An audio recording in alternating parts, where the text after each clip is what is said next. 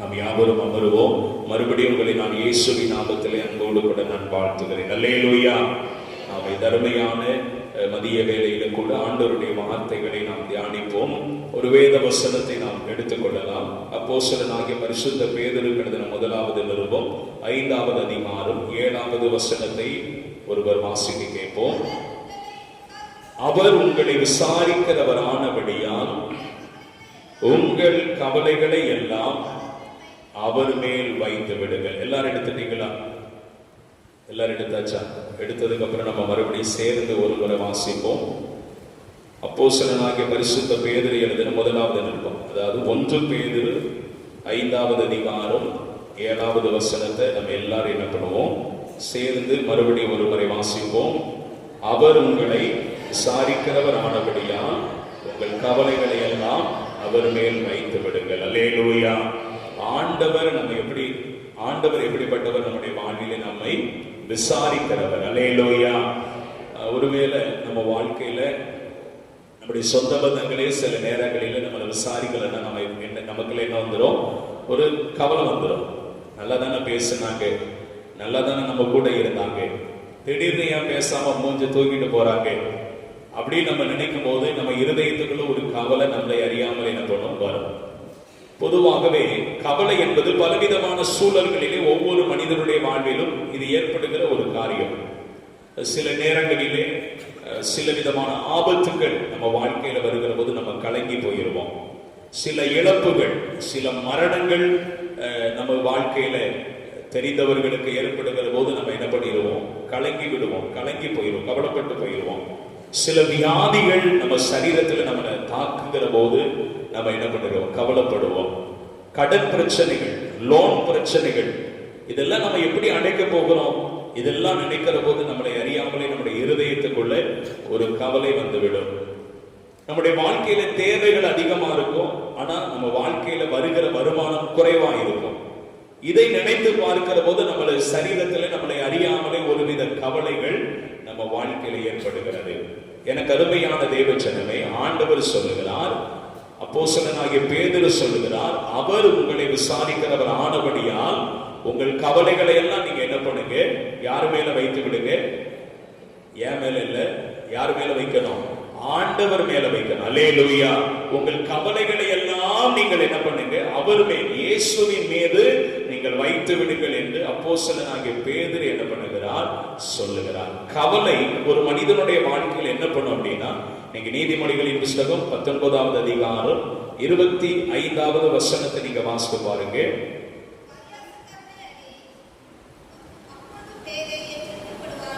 நீதிமொழிகள் 19:25.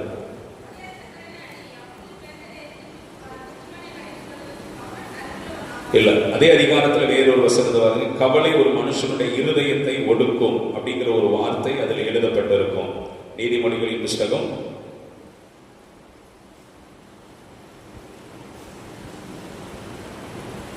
அந்த வசனத்தை நான் மறுபடியும் உங்களுக்கு சொல்லுகிறேன். இப்ப கவலை என்கிற ஒரு காரியமானது ஒரு மனிதனுடைய வாழ்விலே எண்ணப்படுகிறது என்று சொன்னால் அவன் இருதயத்தை அதை என்ன பண்ணுகிறதா? ஒடுக்கக்கூடியதாய் காணப்படுகிறது. இருதயத்தை ஒடுக்கிறதுனா என்ன அர்த்தம் அப்படின்னா, மருத்துவர்கள் சொல்றாங்க, நம்ம அதிகமா கவலைப்படுகிற போது, அதாவது எதிர்காலத்தை குறித்து, குடும்பத்தை குறித்து, பிள்ளைகளை குறித்து, இப்படி ஒவ்வொரு காரியத்தை குறித்து நம்ம கவலைப்படுகிற போது நல்லா இயங்கி கொண்டு இருக்கிற நம்முடைய சரீரத்தினுடைய அவயங்கள் என்ன ஆகும்? முதல்ல பாதிப்படையும். நீங்க எந்த காரியத்தை குறித்து கவலைப்பட்டாலும் சரி, முதல்ல பாதிக்கக்கூடிய ஒரு அவயம் எது என்று சொன்னால், வேதத்தில் நம்முடைய சரீரத்துல இருதயம் என்று வேதமே சொல்லுகிறது. அப்ப கவலை ஒரு மனுஷனுடைய இருதயத்தை என்ன பண்ணுமா? ஒடுக்கும் என்று வேதம் சொல்லுது. ஒடுக்கும் அப்படின்னா அதனுடைய காரியம் என்ன? இருதயம் நல்லா இயங்கி கொண்டு இருக்கிறது, நாளடைய என்ன ஆகும் அப்படின்னா, அப்படியே அந்த இருதயமானது சுருங்க ஆரம்பித்து விடும் என்று மருத்துவர்களே சொல்லுகிறார்கள். அப்ப நம்முடைய வாழ்க்கையில எதை குறிச்சு நம்ம என்ன பண்ணக்கூடாது? கவலைப்படக்கூடாது. ஆனா கவலைப்படாம இருக்க முடிவது இல்லை. நீங்க வேதத்துல வாசித்து பாருங்களேன், நம்ம எதற்கெல்லாமோ கவலைப்படுவோம். நீங்க மத்தேயு எழுதின சுவிசேஷம் 6வது அதிகாரத்தை நீங்க திருப்பிக் கொள்ளுங்க. பரிசுத்த மத்தேயு 6வது அதிகாரம் 27வது வசனத்திலிருந்து வாசிங்க. கவலைப்படுகிறதினால் உங்களில் எவன் தன் சரீர அளவோடு ஒரு முழத்தை கூட்டுவான். போதும். வேதத்தில் ஆண்டவர் சொல்லுகிறார், கவலைப்படுகிறதினால் நீங்க உங்க சரீரத்துல உங்க அளவில் இருந்து ஒரு மனத்தை கூட உங்களால என்ன பண்ண முடியாது, கூட்ட முடியாது. அடுத்து வசனம் சொல்லுகிறது, உடைக்காக நீங்கள் கவலைப்படுகிறது. காட்டு புஷ்பங்கள் எப்படி வளர்கிறது என்று கவனித்து பாருங்கள், அவைகள் உழைக்கிறதும் இல்லை நூற்கிறதும் இல்லை என்று ஆண்டவர் வேதத்திலே மிக தெளிவா என்ன பண்ணுகிறார், நமக்கு கற்றுக் கொடுக்கிறார். 31வது வசனத்தில் ஆண்டவர் சொல்லுகிறார், ஆகையால் எண்ணத்தை உண்போம், எண்ணத்தை குடிப்போம், எண்ணத்தை உடுப்போம் என்று என்ன பண்ணாதீங்க, கவலைப்படாதிருங்கள் என்று வேதம் சொல்லுகிறது. எனக்கு அருமையான தேவ ஜனமே, இன்னைக்கு நம்ம வாழ்க்கையில சில நேரங்களில இதெல்லாம் நமக்கு கிடைக்காமல் போகும்போது ஆட்டோமேட்டிக்கா நம்முடைய இருதயம் என்ன பண்ணுகிறது, கவலைப்படுகிறது. நம்மை காட்டிலும் மற்றவர்கள் உயர்ந்த உடை உடுத்திருக்கிறாங்க, நமக்கு அந்த உடை இல்லைன்னா நம்ம இருதயத்துக்குள்ள என்ன வந்துடுது, அப்போ நம்ம ஒரு ஏழை, அப்ப நம்மகிட்ட பணம் இல்லை, வருமானம் கம்மி அப்படிங்கிற ஒரு கவலை நம்ம வாழ்க்கையில் என்ன பண்ணுகிறது, வந்து விடுகிறது. ஒருவேளை நல்ல உணவு கிடைக்கல, அவங்க நல்ல உணவு சாப்பிடுறாங்க, நமக்கு நல்ல உணவு கிடைக்கலன்னா அதை குறித்த கவலைகள் நமக்கு என்ன பண்ணி விடுகிறது, வந்து விடுகிறது. எனக்கு அருமையான தேவ ஜனமே, ஆண்டவர் சொல்லுகிறார், இதை குறித்தெல்லாம் நம்ம என்ன பண்ணக்கூடாது, கவலைப்படக்கூடாது. பரிசுத்த லூக்கா எழுதின சுவிசேஷம் 10ஆம் அதிகாரத்தினுடைய 41வது வசனத்தை நீங்க வாசித்து பாருங்க. பரிசுத்த லூக்கா 10:41. இயேசு அவளுக்கு பிரதித்திரமாக, மார்த்தாலே மார்த்தாலே, நீ அநேக காரியங்களை குறித்து என்ன பண்ணுகிறாய், கவலைப்பட்டு கலங்குகிறாய் என்று ஆண்டவர் மார்த்தாலை பார்த்து சொன்னார். மார்த்தாளுக்கு அநேக வேலைகளை குறித்த கவலை. அப்ப நம்ம வாழ்க்கையில தேவையில்லாத காரியங்கள் எல்லாம் நினைச்சு நம்ம என்ன பண்ணக்கூடாது, கவலைப்படக்கூடாது. சில பேருக்கு அப்படி என்ன அப்படின்னா, இப்படிலாம் நடந்துருமோ அப்படின்னு ஒரு கவலை இருக்கும், பயம் இருக்கும். ஒருவேளை இங்க இப்படி நடந்துருமோ, இப்படி வந்துருமோ, ஏதாவது ஆயிருமோ அப்படின்னு ஒரு கவலையானது இருதயத்தில் எப்பவும் என்ன பண்ணி கொண்டு இருக்கிறது, நிறைய பேருடைய வாழ்க்கையில் அது இருந்து கொண்டு இருக்கிறது. எனக்கு அருமையான தேவ ஜனமே, நம்ம ஒன்றுக்கும் கவலைப்படக்கூடாது. அப்ப நம்ம கவலைப்படாம இருக்கிறதா என்ன செய்யணும், வேதத்திலிருந்து சில வார்த்தைகளை நான் உங்களுக்கு சொல்ல ஆசைப்படுகிறேன். நீங்க அப்படியே திருப்பிக் கொள்ளுங்க. அப்போஸ்தலனாகிய பரிசுத்த பவுல் பிலிப்பியருக்கு எழுதின நிருபம் 4ஆம் அதிகாரம் 6-7 வசனத்தை நீங்க வாசிங்க. நீங்கள் ஒன்றுக்கும் கவலைப்படாமல் எல்லாவற்றையும் குறித்து உங்கள் விண்ணப்பங்களை ஸ்தோத்திரத்துடனே கூடிய ஜெபத்தினாலும் வேண்டுதலினாலும் தேவனுக்கு தெரியப்படுத்துங்கள். அப்பொழுது எல்லா புத்திக்கும் மேலான தேவ சமாதானம் உங்கள் இருதயங்களையும் உங்கள் சிந்தைகளையும் கிறிஸ்து இயேசுவுக்குள்ளாக காத்துக்கொள்ளும். கவலைப்படுகிறதிலிருந்து விடுதலை பெறணும்னா ஒரே ஒரு வழி வேதத்துல ஆண்டவர் நமக்கு கற்றுக் கொடுக்கிறார். வசனம் சொல்லுகிறது, நீங்கள் ஒன்றுக்கும் கவலைப்படாமல் எல்லாவற்றையும் குறித்து, அதாவது உங்க வாழ்க்கையில் இருக்கிற எல்லா காரியத்தை குறித்தும் வேதம் சொல்லுகிறது, அதை விண்ணப்பத்தோடும் ஸ்தோத்திரத்தோடும் கூடிய ஜெபத்தினாலும் வேண்டுதலினாலும் என்ன பண்ணுங்க, தேவனுக்கு தெரியப்படுத்துங்கள் என்று ஆண்டவருடைய வார்த்தை சொல்லுகிறது. நம்ம வாழ்க்கையில வருகிற பிரச்சனை, போராட்டம் எல்லாத்தையும் அக்கம் பக்கத்தில் இருக்கிற எல்லார்ட்டையும் ஷேர் பண்ணுவோம். எல்லார்ட்டையும் போய் என்ன பண்ணுவோம், ஷேர் பண்ணுவோம். இது எப்படி செய்ய போறேன்னு தெரியல, இது எப்படி பண்ண போறேன்னு தெரியல, என் பிள்ளைக்கு எப்படி திருமண காரியத்தை செய்ய போறேன்னு தெரியல. இப்படி ஒவ்வொரு காரியம் நம்ம வாழ்க்கையில நம்மளை அனுதினமும் பாதித்துக் கொண்டிருக்கிற ஒவ்வொரு காரியத்தை குறித்தும் அக்கம் பக்கத்தில் இருக்கிற எல்லாரிடத்திலும் என்ன பண்ணுவோம், ஷேர் பண்ணி அதை தெரியப்படுத்துவோம். ஆனா தெரியப்படுத்த வேண்டிய ஒரு நபர் இருக்கிறார், அவர்தான் ஆண்டவராகிய இயேசு கிறிஸ்து. அல்லேலூயா. முதல்ல நம்ம ஆண்டவருக்கு தெரியப்படுத்த வேண்டும் என்று வேதம் சொல்லுகிறது. எனக்கு அருமையான தேவ ஜனமே, நீங்கள் எல்லா புத்திக்கும், வேதத்தில் நீங்க வாசித்து பாருங்க, நீங்க ஒன்றுக்கும் கவலைப்படாமல் எல்லாவற்றையும் குறித்து உங்கள் விண்ணப்பங்களை ஸ்தோத்திரத்தோட கூடிய ஜெபத்தினாலும் வேண்டுதலினாலும் தேவனுக்கு தெரியப்படுத்துகிற போது அடுத்து நமக்கு என்ன நடக்கிறது அப்படின்னா, ஆண்டவருடைய வார்த்தை சொல்லுகிறது, எல்லா புத்திக்கும் மேலான தேவ சமாதானம். நம்ம வாழ்க்கையில எதை குறித்து நம்ம கவலைப்படுகிறோமோ அந்த காரியத்தை நீங்க ஆண்டவருக்கு தெரியப்படுத்துகிற போது ஆண்டவர் நமக்கு என்ன விடுதலை தருகிறார் அப்படின்னா, நீங்க கவலைப்படுகிற காரியத்திலிருந்து உங்களுக்கு என்ன பண்ணுகிறார், சமாதானம் தருகிறார். நீங்க எந்த காரியத்தை குறித்து பயந்து கொண்டிருக்கிறீங்க, என்ன காரியத்தை குறித்து பதட்டத்தோடு கூட காணப்படுகிறீங்க, அந்த காரியத்திலே ஆண்டவர் நமக்கு என்ன பண்ணுகிறாரா, சமாதானம் தருகிறார். இரண்டாவதாக இந்த வார்த்தை சொல்லுகிறது, அது உங்கள் இருதயங்களையும் உங்கள் சிந்தைகளையும் கிறிஸ்து இயேசுவுக்குள்ளாக என்ன பண்ணும், காத்துக்கொள்ளும். நீங்க ஒரு காரியத்தை குறித்து ஆண்டவர்கிட்ட ஜெபம் பண்ணி அந்த காரியத்தை ஆண்டவருக்கு தெரியப்படுத்தின பிறகு அந்த காரியம் உங்களுக்கு ஒரு பெரிய பெருசாவே தெரியாது. காரணம் என்ன அப்படின்னா, ஆண்டவர் எப்படி எனக்கு ஒரு அற்புதத்தை செய்வார் என்கிற ஒரு தைரியம் உங்களுக்குள்ள வந்துடும். அல்லேலூயா. நிறைய நேரங்களில சில காரியங்கள் எல்லாம் எங்கள் இருதயத்தை பாதிக்கிற போது எங்களுடைய ஜெபங்களிலே நாங்க அதை முதல்ல எங்கத்தான் கொண்டு வைப்போம், ஆண்டவர்கிட்ட போய் தெரியப்படுத்துவோம். ஆண்டவரே, இந்த காரியம் ஊழியத்தில் இப்படி இருக்கிறது, ஊழியத்தில் இந்த பிரச்சனை இருக்கிறது, இந்த தேவைகள் இருக்கிறது, இதெல்லாம் நீர்தான் எங்களுக்கு சரி செய்ய வேண்டும், இதை எப்படி நாங்கள் கடந்து போகிறோம் அப்படிலாம் சில சூழல்களின் வழியாக நாங்கள் கடந்து வருகிற போது தெரியப்படுத்த வேண்டிய முதல் நபர் ஆண்டவரிடத்துல தெரியப்படுத்துறோம். அதுக்கப்புறம் அந்த காரியத்தை குறித்து நாங்கள் கவலைப்படுறது இல்லை. காரணம் என்ன அப்படின்னா, ஆண்டவர் என்ன பண்ணுவார், அதை பார்த்துக் கொள்வார். ஆண்டவரிடத்துல தெரியப்படுத்துகிற போது கர்த்தர் என்ன பண்ணுகிறார், நமக்கு சமாதானம் தந்து, எல்லாத்துக்கும் மேலான தேவ சமாதானத்தை தந்து, நம்முடைய இருதயத்தையும் சிந்தைகளையும் அவருக்குள்ளாக கர்த்தர் என்ன பண்ணுவார், காத்து கொள்ளுகிற ஒரு தேவனாக இருக்கிறார். வேதத்துல 2 நபர்கள் தங்க வாழ்க்கையில தங்களுக்கு எதிராய் வந்த காரியத்தை ஆண்டவருக்கு என்ன பண்ணினாங்க, தெரியப்படுத்தினார்கள். ஒரு காரியம் பழைய ஏற்பாட்டிலிருந்து நான் உங்களுக்கு சொல்லுகிறேன், நீங்க எடுத்துக்கொள்ளலாம். 2 நாளாகமத்தின் புஸ்தகத்தை நம்ம திருப்பிக் கொள்வோம். வேதத்துல 2 நாளாகமத்தின் புஸ்தகம் 14வது அதிகாரத்தை நம்ம திருப்பிக் கொள்வோம். 2 நாளாகமும் 14வது அதிகாரத்திலே முதல் வசனத்தை நீங்க வாசித்து பாருங்க. அபியா தன் பிதாக்களுடைய நித்திரை அடைந்த பின் அவனை தாவீதின் நகரத்தில் அடக்கம் பண்ணினார்கள். அவன் ஸ்தானத்திலே அவன் குமாரனாகிய ஆசா ராஜாவானான். இவனுடைய நாட்களில் தேசம் 10 வருஷம் மட்டும் அமெரிக்கையா இருந்தது என்று வேதம் சொல்லுகிறது. இந்த பகுதியிலே ஆசா என்கிற ஒரு ராஜாவை குறித்து தான் நம்ம என்ன பண்ண போகிறோம், தியானிக்க போகிறோம். இந்த ஆசா ராஜாவுடைய தகப்பன் பெயர் அபியா என்று வேதம் சொல்லுகிறது. இந்த ஆசா ராஜா யூத ஜனங்கள், யூத கோத்திரத்தை சார்ந்தவர்கள் என்ன பண்ணினா ஆளுகை செய்த ஒரு ராஜா என்று வேதம் நமக்கு கற்றுக் கொடுக்கிறது. இந்த ஆசா ராஜாவினுடைய காரியத்தை குறித்து நீங்கள் வேதத்தில் பார்ப்பீர்கள் என்று சொன்னால் 2ஆம் வசனம் சொல்லுகிறது, ஆசா தன் தேவனாகிய கர்த்தருடைய பார்வைக்கு நன்மையும் செம்மையுமான காரியத்தை என்ன பண்ணினா செய்து வந்தான்.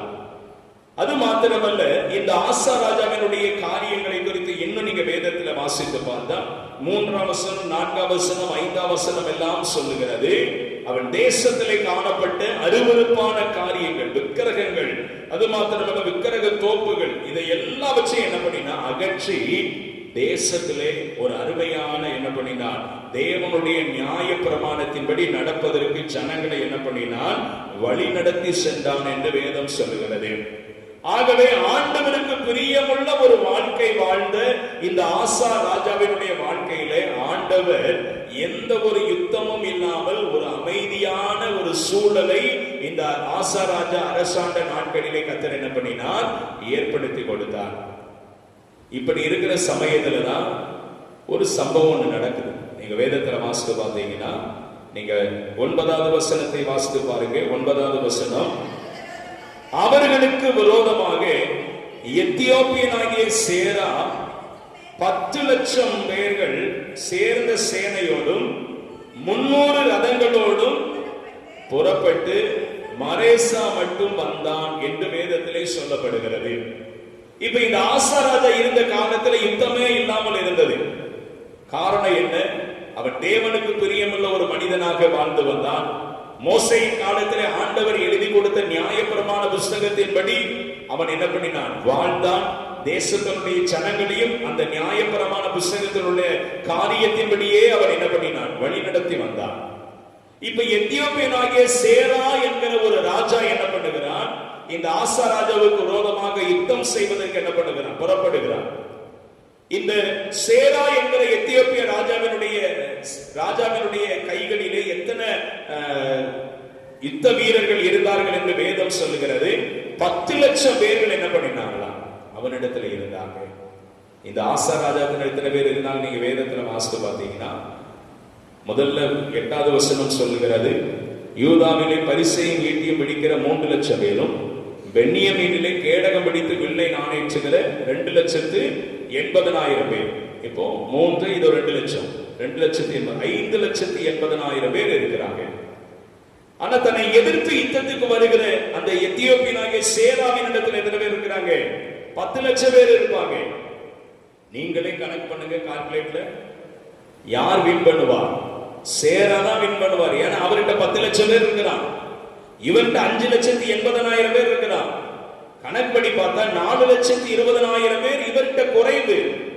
ஆனால் எத்தியோப்பிய ராஜா சேராவின் இடத்துல 10 லட்சம் பேர், 4,20,000 பேர் அதிகமா இருக்கிறார். ஆனாலும் கூட இந்த ஆசா ராஜா அதை குறித்தெல்லாம் என்ன பண்ணல, கவலைப்படல. காரணம் அவனுக்கு நல்லா தெரியும்.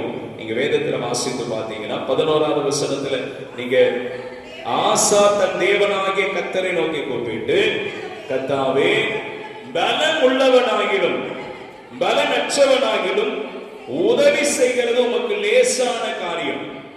எங்கள் தேவனாகிய கர்த்தாவே எங்களுக்கு துணை நில்லும். உம்மை சார்ந்து உம்முடைய நாமத்தில் ஏராளமான இந்த கூட்டத்திற்கு எதிராக வந்தோம். கர்த்தாவே நீர் எங்கள் தேவன், மனுஷன் உம்மை மேற்கொள்ள விடாதையோம் என்று சொல்லி அவன் என்ன பண்ணினான்?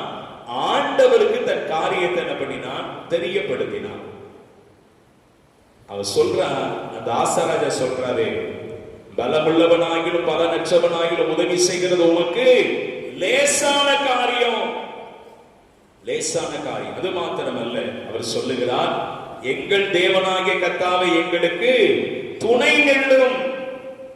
எங்களுக்கு நீர் தான் துணை. நம்ம என்னைக்காவது நம்ம வாழ்க்கையில அப்படி சொல்லி இருக்கிறோமா? ஆண்டவரை பார்த்து, ஆண்டவரை நீர் தான் என் துணை, பலமுள்ளவனாகிலும் பலனற்றவனாகிலும் உதவி செய்கிறது உமக்கு லேசான காரியம் என்று என்னைக்காவது நம்ம வாயை திறந்து சொல்லி இருக்கிறோமா? இந்த மாதிரி வசனங்கள் எல்லாம் நம்ம அறிக்கை செய்யணும். ஆண்டவரே பலமுள்ளவனாகிலும் பலனற்றவனாகிலும் உதவி செய்கிறது உமக்கு லேசான காரியம் என்று வேதம் சொல்லுகிறதே, எனக்கு நீர் உதவி செய்யும் அப்படி சொல்லி நீங்க அறிக்கை பண்ணணும். எங்கள் தேவனாகிய கர்த்தாவே இந்த காரியத்தில் எனக்கு துணை நில்லும். என் வீட்டுல நடக்கிற திருமண காரியத்தில் நீர் எனக்கு துணை நில்லும். எனக்கு வருகிற போராட்டத்தில் நீர் எனக்கு துணை நில்லும். எனக்கு இருக்கிற இந்த வியாதி பலவீனத்தில் எனக்கு நீர் துணை நில்லும். இப்படிலாம் இந்த வசனங்களை நம்ம வாழ்க்கையோடு சம்பந்தப்படுத்தி நம்ம என்ன பண்ணணும்? அறிக்கை பண்ணணும். அப்படி நம்ம அறிக்கை செய்கிற போது அந்த வசனத்துக்குரிய ஆசீர்வாதங்களை கர்த்தர் நமக்கு தருவார். அல்லேலூயா. வசனம் என்பது வெறுமனையே வாசிட்டு போறது அல்ல. அது என் வாழ்க்கைக்கு ஆண்டவர் எனக்கு தந்திருக்கிற ஆசீர்வாதம் இந்த வசனத்துக்குள்ள இருக்கிறது. அவர் சொல்றபடி ஆண்டவரே எனக்கு துணை நிற்கும். அது மாத்திரமல்ல, அவர் சொல்றார் பாருங்க, உம்மை சார்ந்து உம்முடைய நாமத்தில் ஏராளமான இந்த கூட்டத்திற்கு எதிராக நான் வந்துட்டேன். அவர் யுத்தத்துக்கு ஆயத்தம் ஆயிட்டாரு. அதுக்காக 10 லட்சம் பேர் வந்திருக்கிற சொல்லி ஆசாராஜா பயந்து ஒண்ணு ஓடல. அவருக்கு நல்லா தெரியும், தேவனுக்கு தெரியப்படுத்தினால் என் தேவன் இந்த யுத்த காலத்திலே எத்தனை பேர் எனக்கு எதிராக வந்தாலும் எனக்கு ஜெயம் தருவார் என்பதை ஆசாராஜாவுக்கு நன்கு தெரியும். ஆகவே தான் அவர் சொல்லுகிறார், இந்த ஏராளமான கூட்டத்திற்கு எதிராக நானும் வந்திருக்கிறேன். நீரே எங்கள் தேவன், மனுஷன் உம்மை மேற்கொள்ள ஒட்டாதையும். அவர் என்ன பண்றாரு பாருங்க, இந்த வசனத்துல கடைசி வார்த்தை சொல்றாரு, மனுஷன் உம்மை மேற்கொள்ள விடாதே. என்னை அல்ல, ஆசாராஜா சொல்றாரு, என்னை மேற்கொள்றது நான் பேச வரல. அவர் சொல்றார், மனுஷன் உம்மை மேற்கொள்ள கூடாது. காரணம், நீர் சர்வ வல்லமையுள்ள தேவன். மனுஷன் உம்மை என்ன பண்ணக்கூடாது? மேற்கொள்ள கூடாது. காரணம், நீர் ஏன் கூட இருக்கிறீர். அவன் ஏன் கூட யுத்தத்துக்கு வரல. நான் ஆராதிக்கிற கர்த்தருக்கு விரோதமாய் இந்த எத்தியோப்பியனாகிய சேரா யுத்தத்துக்கு வந்திருக்கிறான். ஆகவே அந்த சேரா உம்மை மேற்கொள்வதற்கு நீர் என்ன பண்ணக்கூடாது? இடம் கொடுக்க கூடாது என்று சொல்லி அவன் என்ன பண்ற? தேவ சமூகத்திலே தன் காரியத்தை தெரியப்படுத்தினான். ஆண்டவரின் ஜெபத்தை கேட்டாரா? நீங்க வேதத்துல வாசித்து பாருங்க. அதே வசனம் சொல்லுகிறது. 12வது வசனம் 13வது வசனத்தை வாசித்து பாருங்க. அப்பொழுது கர்த்தர் அந்த எத்தியோப்பியரை ஆசாவுக்கும் யூதாவுக்கும் முன்பாக முறியடித்ததினால் எத்தியோப்பியர் என்ன பண்ணினாங்க? முதல்ல ஓடி போனார்கள் என்று வேதம் சொல்லுகிறது. அது மாத்திரமல்ல, 13வது வசனம் சொல்லுகிறது, அவர்களை ஆசாவும் அவனோடு இருந்த ஜனங்களும் கேரார் மட்டும் துரத்தினார்கள். எத்தியோப்பியர் திரும்ப பலம் கொள்ளாதபடிக்கு முறிந்து விழுந்தார்கள்.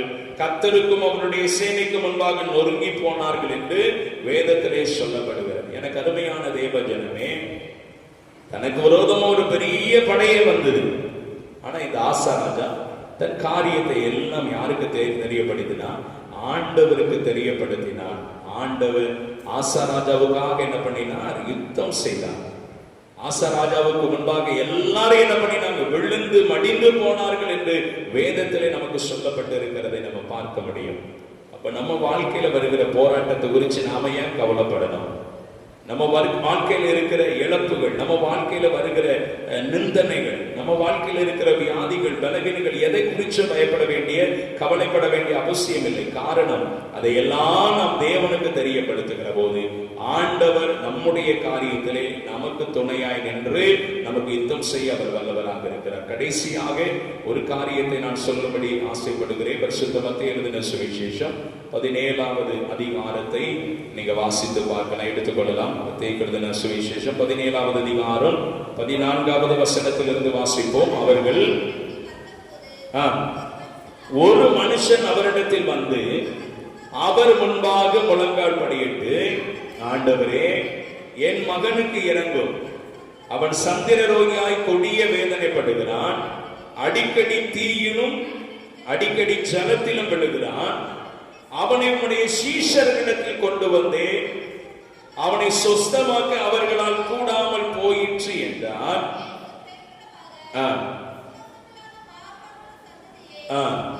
எதுவரைக்கும் நான் உங்களோடு இருப்பேன், எதுவரைக்கும் உங்களிடத்தில் பொறுமையாய் இருப்பேன், அவனை என்னிடத்தில் கொண்டு வாருங்கள் என்றார். இயேசு பிசாசை அதட்டினார். உடனே அது அவனை விட்டு புறப்பட்டது. அந்நேரமே அந்த இளைஞன் என்ன பண்ணினான்? சொஸ்தமானான் என்று வேதம் சொல்லுகிறது. எனக்கு அருமையான தேவ ஜனமே, சந்திர ரோகியாய் ஒரு வியாதி, அது ஒரு வியாதி. அந்த நாட்களில் அதுக்கு ஒரு பெயர் வைத்திருக்கிறார்கள். இந்த வியாதியுடைய ஒரு மகனை ஒரு இளைஞன் என்று வேதம் சொல்லுகிறது. அவன் அடிக்கடி அந்த வியாதி அவனை பாதிக்கிற போதெல்லாம் அவன் என்ன பண்றான்? தீயில விழுறான், ஒன்றுனா என்ன பண்றான்? தண்ணீரில விழுறான். அப்ப இந்த தகப்பன் ஆண்டவருடைய சீசர்களிடத்துல கொண்டு வருகிறார். ஆண்டவருடைய சீசர்களால் அந்த வியாதி பலவீனத்திலிருந்து விடுதலை கொடுக்க அவர்களால் என்ன பண்ணல? கூடாமற் போயிற்று என்று வேதம் சொல்லுகிறது. அப்ப ஆண்டவர் சொல்லுகிறார், இயேசு 18வது வசனம் சொல்லுகிறது, இயேசு பிசாசை அதட்டினார், உடனே அது அவனை விட்டு புறப்பட்டது என்று வேதம் சொல்லுகிறது. எனக்கு அருமையான தேவ ஜனமே, சீசரிடத்துல கொண்டு போன அவங்களால முடியல. இப்போ இந்த தகப்பன் அதை யாரிடத்துல தெரியப்படுத்துகிறான்? இயேசுவினிடத்துல தெரியப்படுத்துகிறான். அல்லேலூயா. அப்ப இயேசுவினிடத்துல போய் அதை சொல்றான், என்னுடைய மகன் இப்படிப்பட்ட ஒரு பலவீனத்தில் இருக்கிறான், இந்த பலவீனம் இவனை தாக்குகிற போதெல்லாம் ஒண்ணு தீயில போய் விடுறான், இல்லைன்னா தண்ணீரிலே போய் விடுகிறான். இவனை உம்முடைய சீசர்களிடத்திலே கொண்டு வந்தேன், அவர்களால் அவனை குணமாக்க முடியவில்லை. அப்ப ஆண்டவர் உடனே அந்த இளைஞனை பார்த்து என்ன பண்றார்? அவனுக்குள்ள இருக்கிற பிசாசை அதட்டினா உடனே அது அவனை விட்டு என்ன பண்ணினது? புறப்பட்டு போனது. அவன் என்ன பண்ணினான்? சொஸ்தமானான். ஒரு சமயம் ஊழியத்தினுடைய பாதையில, நான் ஏற்கனவே ஊழியம் செய்த கிராமத்தில் இதை நான் சொல்லியிருப்பேன் நினைக்கிறேன். ஒரு சகோதரி, ஒரு வாலிப சகோதரி பள்ளிக்கூடத்தில் படித்துக் கொண்டிருந்தால் சக மாணவி தன்னுடைய வீட்டுக்கு என்ன பண்றான்? கூப்பிடுறான். கூப்பிட்ட சமயம் எப்படிப்பட்ட ஒரு சமயம் என்று சொன்னால், அவங்க ஊர்ல ஒரு திருவிழா நடக்கும், ஒரு கோயில் கொடை நடக்குது. ஏற்கனவே இந்த பொண்ணு என்ன பண்ணினா, இவ கிறிஸ்தவ பெண் என்பதால் தன்னுடைய கிராமத்தில் நடக்கிற நிகழ்வுகள் பண்டிகைகளுக்கு கூப்பிட்ட போது அந்த பிள்ளை வருகிறது. அதே போல அந்த பிள்ளை கூப்பிட்ட போது இவளும் என்ன பண்ணுகிறாள்? அந்த கிராமத்துக்கு செல்றாள். அப்போ அந்த கோயில் கொடைக்கு இவள் செல்லுகிறாள். அந்த பெண் என்ன பண்ணது? பிள்ளை என்ன பண்ணுகிறாள்? இவனை அந்த விக்கிரக கோயில்களுக்கு அழைத்து போகிறாள். அது மாத்திரமல்ல, அந்த நாளிலே அவங்க வீட்டுல செய்யப்பட்ட உணவை சாப்பிடுகிறார். சாப்பிட்டு விட்டு திரும்ப தன்னுடைய வீட்டுக்கு அவள் என்ன பண்ணுகிறாள்? புறப்பட்டு வந்து விடுகிறாள். புறப்பட்டு வந்ததுக்கு அப்புறம் தான் பிரச்சனையே ஆரம்பிக்கும். என்ன பிரச்சனை ஆரம்பிச்சது அப்படின்னா, அதுக்கப்புறம் அவ பெற்றோர்களோடு கூட அவ சரியா பேசல. அவ உடன் பிறந்த சகோதர சகோதரிகள் இருக்கிறாங்க, அவங்க கூட அவ பேசல, சரியா சாப்பிடல, பள்ளிக்கூடத்துக்கு போக விருப்பம் இல்லை, போக சொன்னாலும் போக முடியாமல் அவளை என்ன பண்ணா, ரொம்ப முரண்டு பிடிக்கிறான். பெற்றோர்கள் சத்தம் போட்டு பார்க்கறாங்க, அடித்து பார்க்கறாங்க. வாலிப பிள்ளை, அதுக்கு மேல என்ன பண்ண முடியாது, அவளை கண்டிக்க முடியாது. நல்லதானே இருந்தா திடீர்னு என்ன பிரச்சனை இவளுக்கு வந்தது என்று சொல்லி 2-3 நாள் வச்சு பார்த்தாங்க, சரி வரல. அவ பள்ளிக்கூடத்துக்கு போகவும் மாட்டேங்கிறா. தன்னை போல திடீர்னு பேசி கொண்டிருக்கிறாள். தன்னை மற்ற ஒரு மனநிலம் சரியில்லாதவர்கள் சிரிக்கிறதை போல சிரித்துக் கொண்டிருக்கிறாள். இரவு சரியா தூக்கம் கிடையாது. இப்படிப்பட்ட ஒரு பிரச்சனையோடு கூட அந்த வாலிப மகள் என்ன பண்ணா, போராடி கொண்டிருக்கிறார். அப்போ பெற்றோர்கள் பார்த்தாங்க, முடியலன்னு சொன்ன உடனே அன்னைக்கு பார்த்து எண்ணி என்ன பண்ணிட்டாங்க, வீட்டுக்கு ஜெபம் பண்ண கூப்பிட்டாங்க. நான் போகிறேன், அவட்ட கேட்கிறேன், அவ சரியா எனக்கு அதை ஆன்சர் பண்ணல. அப்பதான் அவங்க பெற்றோர்கள் சொன்னார்கள், 2 நாளைக்கு முன்னாடி என்ன பண்ணினா, அவ ஃப்ரெண்டு வீட்டுக்கு என்ன பண்ணினா போனா. அன்னைக்கு அங்கே அந்த கோயில்ல திருவிழா நடந்ததுனால அங்க இருந்த பொருளை எதையோ கொடுத்துருக்கிறாங்க. சாப்பிட்டதுக்கு அப்புறம் தான் இப்படி இருக்குமோ அப்படின்னு அவங்க அந்த சந்தேகத்தோடு சொல்லுகிற போது, நான் அவள்கிட்ட விசாரித்த போது அவள் சொன்னாள், ஆமா சில பொருட்கள் எனக்கு தந்தாங்க, அதை சாப்பிட்டேன், அதை சாப்பிட்டதுக்கு அப்புறம் தான் எனக்கு ஒரு மாதிரியா இருக்கிறது அப்படின்னு சொன்னான். அப்ப நான் ஜெபம் பண்றதுக்காக அந்த வாலிப மகளை முழங்கால் போட சொன்னேன். முழங்கால் போட சொல்லி கொஞ்ச நேரம் தேவனை, ஆண்டவருடைய நாமத்தை ஸ்தோத்தரித்து மகிமைப்படுத்தி நான் கையை தலை மேல வைக்கிறேன். அவள் பொத்துன்னு கீழே விழுந்து ஒரு மாதிரி இந்த பாம்பு நெளிகிறதை போல என்ன பண்றா, நெளிந்து அப்படியே வீட்டுக்குள்ள என்ன பண்றா, உருளுறா. எனக்கு ஒரு பக்கம் பயம், இது என்னடா வம்பா போச்சு, நம்ம சும்மா ஜெபம் பண்ண வந்தோம், நம்மள வம்பல் இழுத்து விட்ட மாதிரிலாம் இருக்குது அப்படின்னு சொல்லிட்டு எனக்கு ஒரு பக்கம் பயம். ஏன்னா இது நமக்கு இப்பதான் முதல் அனுபவம். நான் கைய வச்ச உடனே அது பொத்துன்னு கீழே விழுந்தது. அது என்ன ஆகுது, அப்படியே இந்த பாம்பு அப்படியே நெளிஞ்சு போகும் பார்த்தீங்களா, அதே போல போகுது. அப்பதான் எனக்குள்ள ஆவியானவர் சொன்னார், இது ஒரு சர்ப்பத்தின் ஆவி, இது ஒரு சர்ப்பத்தின் ஆவி, இதை நீ கடிஞ்சு ஜெபம் பண்ணு, இது என்ன பண்ணிடும், போயிரும் அப்படின்னு சொன்னார். அந்த அந்த சிந்தனை இருதயத்துக்குள்ள வந்த உடனே, அப்ப நான் போகும்போது தனியா போகல, என் கூட ஒரு சகோதரனை, என் கூட ஊழியத்தில் இருக்கிற ஒரு பையனை என்ன பண்ணேன், சேர்த்து அழைச்சிட்டு தான் போனேன். அவனை நல்ல ஜெபிக்கிற ஒரு அருமையான தம்பி. அப்ப நாங்க 2 பேரும் ஆவியில நிறைந்து அப்படியே அந்நிய பாஷை பேசி நாங்க ஜெபம் பண்றோம். அந்த ஆவியை நாங்க கடிந்து கொள்ளுகிறோம். அந்த ஆவியை நாங்க என்ன பண்றோம், கடிந்து கொண்டு ஜெபம் பண்றோம். அந்த சர்ப்பத்தின் ஆவியில நிரம்பி வைராக்கியத்தோட நான் என்ன பண்றேன், கடிந்து கொண்டு ஜெபம் பண்ண ஆரம்பிக்க அந்த பிள்ளைக்குள்ள ஒரு மாற்றம் வர ஆரம்பித்தது. அப்ப நான் என்ன பண்ணேன், கொஞ்சம் தண்ணீர் வாங்கி அந்த தண்ணீர்ல எண்ணெய் ஜெபித்து, அதுல எண்ணெய் ஊற்றி அந்த பெண்ணினுடைய முகத்துல தெளித்து ஜெபித்து முடித்த பிறகு அவன் நார்மலுக்குள்ள நார்மல் நிலைமைக்கு வந்துட்டான். அப்புறம்தான் எல்லாத்தையும் அவள்கிட்ட விவரமா கேட்கும் போது அவள் சொன்ன காரியங்கள் ரொம்ப கொஞ்சம் பயமான காரியங்கள். என்ன அப்படின்னா, அவங்க வீட்டுல கொடுத்த எல்லா பொருளையும் அவன் என்ன பண்ணிருக்கிறான், சாப்பிட்டு இருக்கிறான். அங்க கோயில்ல வாங்கி கொண்டு வந்த அத்தனை பழம், அது இது எல்லாத்தையும் என்ன பண்றாங்க, சாப்பிட்டு இருக்கிறா. அங்க உள்ள அந்த ஸ்பிரிட்டினுடைய அட்டாக்கு இவனுடைய சரீரத்துல என்ன பண்ணிட்டு வந்துட்டு, நம்ம ஆளுங்க ஒழுங்கா ஜெபம் பண்ணா, வேதத்தை வாசித்தா எந்த கிரியைகளையும் நம்ம என்ன பண்ணாது, தொடாது. நம்ம சரியா ஜெபம் பண்ணல, சரியா வேதத்தை வாசிக்கல, சரியா ஆலயத்துக்குள்ள வரல அப்படின்னாலே பிசாசுக்கு நல்லா தெரியுது நம்ம ஆளுன்னு. பிசாசுக்கு என்ன பண்ணோம், நல்லா தெரியும். அப்ப நம்ம இதுக்குதான் நம்ம அதிகமா என்ன பண்ண சொல்றோம், வேதத்தை வாசிங்க, ஜெபம் பண்ணுங்க, கோயிலுக்கு வாங்க. காரணம் என்ன, எந்த பிசாசுடைய கிரியைகளும் நம்ம அணுகக்கூடாது. ஆண்டவருடைய பாதுகாப்பு நமக்கு வேணும் அப்படின்னு சொல்லிதான் இதெல்லாம் நம்ம என்ன பண்றோம், அடிக்கடி நம்ம சபையில நம்ம இதை சொல்லி வருகிறோம். அதுக்கப்புறம் தான் அவ சொல்றா, அந்த பொண்ணு சொன்னா, இதெல்லாம் நான் சாப்பிட்டேன் சார், அதுல இருந்துதான் எனக்கு 2 நாளா ஏதோ என்ன பண்ணுது, எனக்கு பண்ணி கொண்டு இருக்கிறது, நைட்ல தூங்க முடியல, தன்னாலே உட்காந்து பேசிட்டு இருக்கிறேன், தன்னாலே சிரிச்சுக்கிட்டு இருக்கிறேன். அதுக்கப்புறம் நார்மலாய் அதுக்கப்புறம் வழக்கம் போல அந்த பிள்ளை பள்ளிக்கூடங்களுக்கு போனா. எனக்கு அருமையான தேவ ஜனமே, நம்ம நினைக்கிறோம் இதெல்லாம் நம்மளால விரட்ட முடியாது. அந்த நாட்களில் இருந்த சீசர்களால் அது முடியவில்லை. ஆனால் ஆண்டவர் அந்த பிசாசை அதட்ட உடனே அவளுக்குள்ள இருந்த என்ன பண்ணிட்டு, அந்த பையனுக்குள்ள இருந்த இளைஞனுக்குள்ள இருந்த அந்த பிசாசானது விலகி போனது. எனக்கு அருமையான தேவ ஜனமே, அவன் ஆண்டவரிடத்துல வந்து அதை தெரியப்படுத்தினான். தன் மகனை குறித்த காரியம் அவன் இருதயத்துக்குள்ள ஒரு கவலையை கொண்டு வந்திருக்கோம். அவன் ஆண்டவரிடத்துல வந்து அதை தெரியப்படுத்தின போது ஆண்டவர் அந்த இளைஞனுக்கு என்ன பண்ணினார்? சுகம் கொடுத்தார். அப்போ ஒருவேளை நீங்க உங்க சரீரத்தில் இருக்கிற வியாதியை குறித்தோ பலவீனத்தை குறித்தோ நீங்க பயப்படாதீங்க, கவலைப்படாதீங்க. ஆண்டவருடைய தழும்புள்ள கரம் உங்க மேல பட்டா போதும், உங்க வாழ்க்கையில ஆண்டவருடைய சுகமளிக்கும் வல்லமை உங்க வாழ்க்கையில உங்க சரீரத்துல அது செயல்பட ஆரம்பித்து ஆண்டவர் உங்களுக்கு சுகத்தை கொடுத்த வல்லவராக இருக்கிறார். அல்லேலூயா. அப்ப நம்ம வாழ்க்கையில போராட்டத்தை குறித்து, பிரச்சனை குறித்து, நமக்கு விரோதமா எழும்புகிற மனிதர்களை குறித்து நம்ம பயப்பட வேண்டாம். காரணம், ஆண்டவர் நமக்கு துணையா இருக்கிற போது ஆசராஜாவுக்கு ஜெயம் கொடுத்த ஆண்டவர் நமக்கு கொடுப்பார். இந்த இளைஞனுக்கு சுகம் கொடுத்த ஆண்டவர் நம்ம சரீரத்தில் இருக்கிற பலவீனத்தை நீக்க வல்லவராக இருக்கிற நமக்கும் என்ன பண்ணுவார்?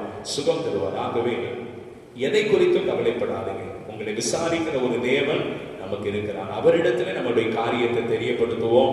ஆண்டவர் நம்மை ஆசீர்வதித்து வழிநடத்துவார். மறுபடியும் நாம் யாவரும் ஆண்டவருடைய நாமத்தை மகிமைப்படுத்தும்படியாக நம்மையும் நம்முடைய காணிக்கையும் தேவ கரத்தில் அர்ப்பணிக்கும்படியாக ஒரு பாடல், ஞான கீர்த்தனையிலே 207வது பாடலை பாடும். விசுவாசியின் காதில் பட இயேசு வென்ற நாமம். 207வது பாடலை நாம் பாடுகிற போது நம்மையும் நம்முடைய காணிக்கையும் ஆண்டவருடைய சமூகத்திலே ஒப்படைப்போம். 207வது ஞான கீர்த்தனை பாடல். விசுவாசியின் காதில் இயேசு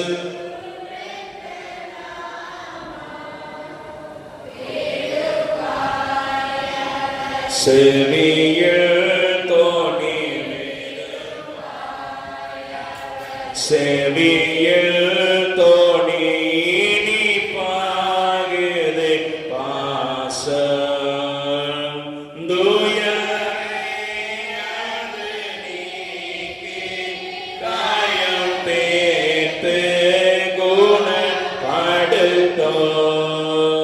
பயங்கள் யாவும்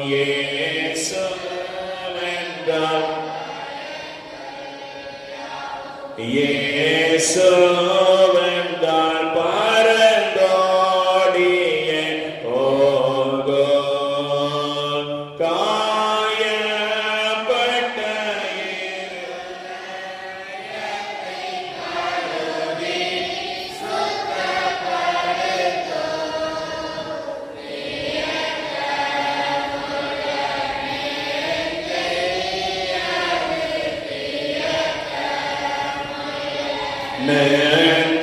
நெஞ்சையாது மயக்கமின்றி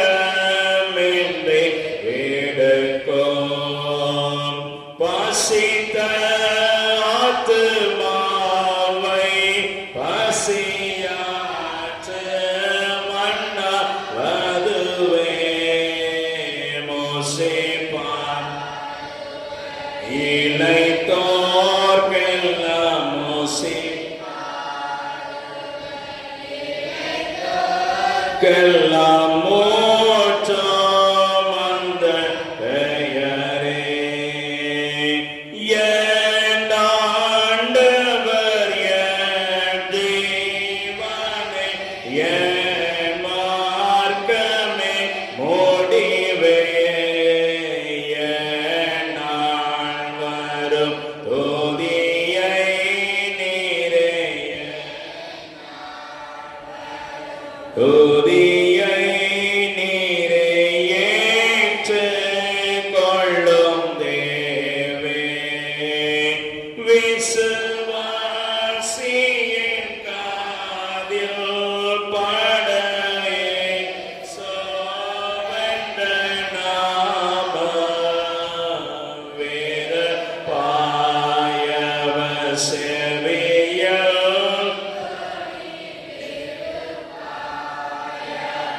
செவியல் தோணி பாசம். ஜெபம் செய்வோம். அன்பின் ஆண்டவரே, நன்றியோடு துதிக்கிறோம். ஆசீர்வதிக்கப்பட்ட இந்த ஓய்வு நாளிலும் இந்த அருமையான மதிய வேளையிலே உடைய நாமத்தை மகிமைப்படுத்த ஆண்டவர் எங்களுக்கு தந்திருக்கிற இந்த நல்ல ஆராதனைக்காக உமக்கு நன்றி செலுத்துகிறோம். ஆண்டவரே, பரிசுத்த லத்தானியா என்னும் பொதுவான பிரார்த்தனை ஜெபத்தின் மூலமாக உடைய நாமத்தை நாங்கள் மகிமைப்படுத்த கர்த்தர் கொடுத்த நல்ல கிருபைக்காக நாங்கள் நன்றி செலுத்துகிறோம். ஏறெடுத்த விண்ணப்பங்கள், ஸ்தோத்திரங்கள், ஜெபங்களை ஆண்டவர் அங்கீகரித்துக் கொள்ளும்படியாக நாங்கள் வேண்டிக் கொள்கிறோம். விசேஷித்த விதமாக ஆண்டவரே ஸ்தோத்திரம் அப்பா. அவர் உங்களை விசாரிக்கிறவரானபடியால் உங்கள் கவலைகளை எல்லாம் அவர் மேல் வைத்து விடுங்கள் என்கிற அந்த வார்த்தையின்படியாக ஆண்டவர் எங்கள் வாழ்விலே காணப்படுகிற எல்லா விதமான கவலைகள், குடும்பத்தை குறித்தோ, பிள்ளைகளை குறித்தோ, எதிர்காலங்களை குறித்தோ, வியாதியை குறித்தோ, பலவீனத்தை குறித்தோ, எங்களுக்குள்ளாய் காணப்படுகிற எல்லா விதமான கவலைகளையும் ஆண்டவரே நீர் மாற்றி போடும்படியாக நாங்கள் வேண்டிக் கொள்கிறோம். உங்க பரிசுத்தம் உள்ள கரம் எங்களோடு கூட இருந்து எங்களை ஆசீர்வதித்து நடத்தட்டும். விசேஷித்த விதமாக வரப்போகிற காலங்களில் நடைபெறுகிற எல்லா விதமான பண்டிகைகளையும் நிகழ்வுகளையும் ஆண்டவர் எங்களுக்கு ஆசீர்வதித்து தாரும். அதனுடைய தேவைகளை எல்லாம் கர்த்தர் எங்களுக்கு சந்தித்து கொடுக்கும்படியாக சமூகத்திலே நாங்கள் வேண்டிக் கொள்கிறோம். கிருபைக்குள்ளாக எங்களை தாழ்த்தி நாங்கள் ஒப்புக் கொடுக்கிறோம். கர்த்தர் தாமே மகிமைப்படும். இந்த ஆராதனையிலே பங்கெடுத்த பெரியவர்கள், தாய்மார்கள், வாலிபர்கள், வாலிப சகோதர சகோதரிகள், சிறு பிள்ளைகள், குடும்ப தலைவர்கள், குடும்ப பெண்கள் ஒவ்வொருவரையும் நான் இயேசுவின் நாமத்திலே நான் வாழ்த்தி ஆசீர்வதிக்கிறேன். வெளிநாடுகள், மும்பை, ஆண்டவரே பெங்களூர், சென்னை, கோயம்புத்தூர், ஆண்டவரே திருச்சி, ஆண்டவரே இன்னமாக ஆண்டவரே பல்வேறு பட்டணங்களில் இருக்கிற எங்கள் சபையை சார்ந்த ஒவ்வொரு குடும்பத்தினரையும் இயேசு கிறிஸ்துவின் நாமத்திலே நான் வாழ்த்தி ஆசீர்வதித்து ஜெபிக்கிறேன். நம்முடைய பிள்ளைகள் எல்லா விதமான நன்மைகளையும் சுகத்தையும் பலத்தையும் பெற்றுக் கொள்ளட்டும் அப்பா. ஆண்டவரே பரிசுத்த கரம் உடைய பிள்ளைகளை தாங்கி நடத்தட்டும் என்று சொல்லி நாங்கள் வேண்டிக் கொள்கிறோம். ஆண்டவரே உடைய கிருபைக்குள்ளாக எங்களை தாழ்த்தி நாங்கள் அர்ப்பணிக்கிறோம். நீரே மகிமைப்படும். கர்த்தரே பெரிய காரியங்களை செய்தருளும். இப்ப இயேசு கிறிஸ்துவின் நாமத்தில் வேண்டிக் கொள்கிறோம். ஜீவனுள்ள நல்ல பிதாவே, நம்முடைய கர்த்தராகிய இயேசு கிறிஸ்துவினுடைய கிருபையும் பிதாவாகிய தேவனுடைய அன்பு பரிசுத்த ஆவியானவருடைய ஐக்கியம் கிருபையும் சமாதானமும் நம் அனைவரோடு கூட இன்றும் என்றும் சதா காலங்களிலும் நிறைவாய் தங்கியிருப்பதாக. தேவ ஆசீர்வாதத்தும் அடியாரை அனுப்போ வார்த்தையனோவம் போஷித்து